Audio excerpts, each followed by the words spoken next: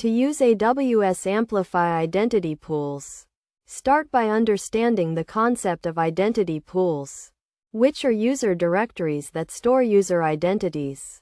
AWS Amplify provides a development platform that allows you to easily integrate identity pools into your application. First, you need to set up an AWS Amplify project and install the necessary dependencies. You can do this by running the command amplify init and then amplify add auth.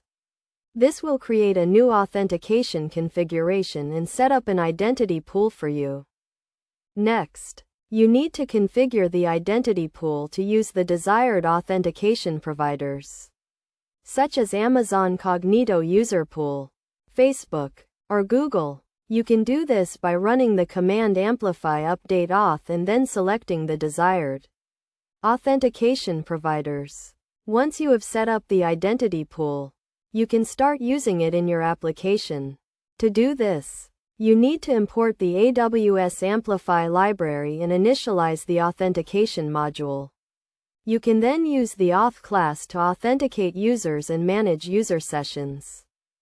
For example, to authenticate a user, you can use the auth sign-in method, which takes the username and password as arguments. To get the current authenticated user, you can use the auth current authenticated user method. It is also important to handle errors and exceptions properly. You can do this by using try-catch blocks to catch any errors that occur during the authentication process.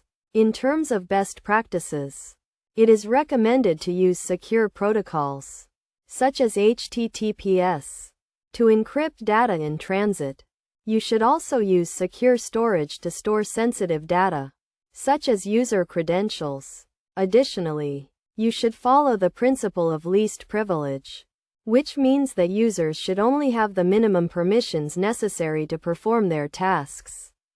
You can do this by using IAM roles and policies to control access to resources.